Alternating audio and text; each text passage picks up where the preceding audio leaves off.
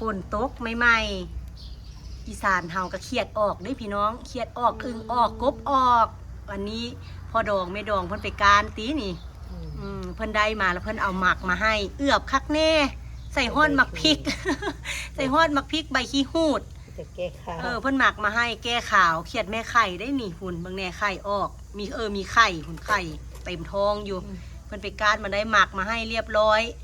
จักเพิ่นสิให้แกงให้อ้อมให้หยังบ่จักแล้วทางนี้เอามาเสียบไม้ปิ้งเสยหุ่นเป็นตาหอมหมักแบบนี้ก็ได้เนาะคันว่าให้ปิ้งเพิ่นคือใส่มะเขือนำได้ล่ะแล้วว่าแก้ข่าวบ่ของแซ่บอีสานเฮาพี่น้องเอ้ยฝนตกเครียดออกไข่มันเอามาฝนตกกบเครียดออกแนวอยู่แนวกินอีสานเฮาบ้านนอกเฮาก็มีแต่กบแต่เครียดแต่ปูแต่ปลามื้อนี้ได้เครียดกับปิ้งเครียดกินคนทางนั้นกระจ้ามนี่ถั่วจ้ามกินกับตำมักถั่วอุ้ยแซ่บหมดแซ่บอยู่นี่แหละมาเด้อมื้อนี้มากินปิ้งเครียดนำกันปิ้งเครียดแม่ไข่หอมๆปิ้งใส่เตาฟืนเตาถ่านแบบนี้หอมคักเด้อแก้มเบียร์ก็แซ่บแก้มเบียร์ก็แซ่บ